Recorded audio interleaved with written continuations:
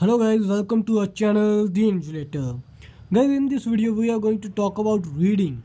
Yes guys, reading में आप अपने स्कोर कैसे इम्प्रूव कर सकते हो, आप अपना बैंड स्कोर कैसे अच्छा कर सकते हो रीडिंग में, हम इस वीडियो में उसके ऊपर बात करेंगे। गाइज, रीडिंग की बहुत कॉमन टिप्स और ट्रिक्स होती हैं जिसको आप ध्यान में देके अपने रीडिंग की जो प्रॉब्लम्स है उसको सॉल्व कर सकते हो और अपनी रीडिंग में अपना बैंड स्कोर अच्छा अचीव कर सकते हो। और सबसे पहले जो इंपॉर्टेंट चीज़ है गाइज वो है स्कीमिंग और स्कैनिंग।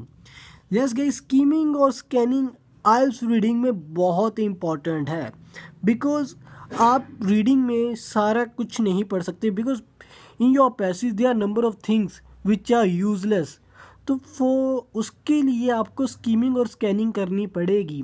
स्कीमिंग मीन्स ऐसे होता है आपको फास्टली एक ऐसी स्टेटमेंट और वर्ड पे पहुंचना है, स्कैन करके एक ऐसे वर्ड पे पहुंचना है जो आपके आंसर्स के लिए ही आपके क्वेश्चन में दिए गए हैं।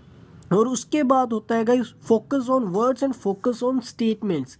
हमेशा गाइज आपको फोकस करना पड़ता है वर्ड्स के ऊपर और स्टेटमेंट के ऊपर इन योर आइल्स रीडिंग।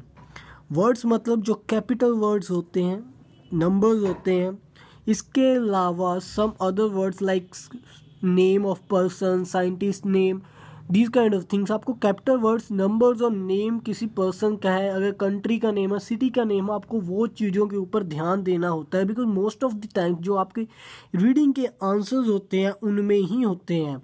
और आपको स्टेटमेंट के ऊपर कब ध्यान देना है, जब ट्रू फॉल्स आते हैं देन आपको वर्ड्स के ऊपर नहीं स्टेटमेंट के ऊपर ध्यान देना पड़ता है।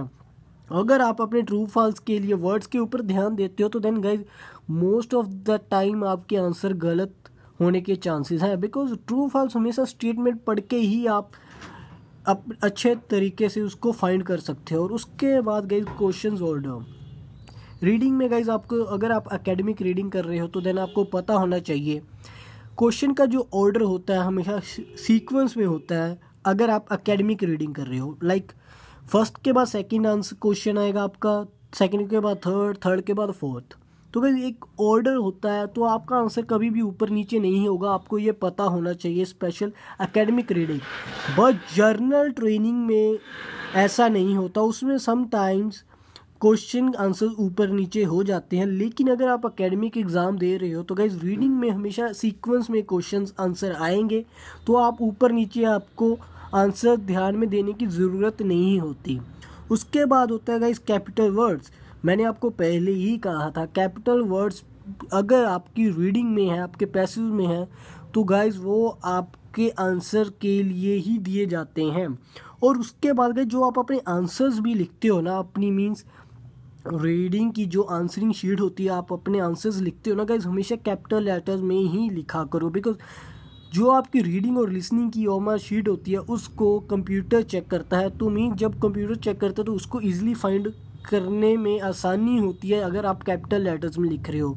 Sometimes people use small letters, that time computer easily find नहीं कर पाता बिकॉज हम सबकी राइटिंग में बहुत फ़र्क होता है और समटाइम्स क्लियर नहीं होते वर्ड्स अगर हम स्मॉल अल्फ़ाबेट्स लिखते हैं।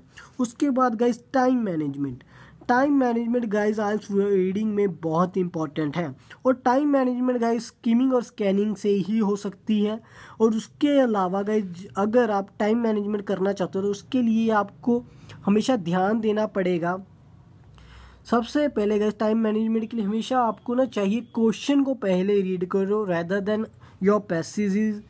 और बिकॉज गाइज जब आप क्वेश्चन को पहले रीड करोगे ना आपको आइडिया हो जाएगा कि आपको ढूंढना क्या है।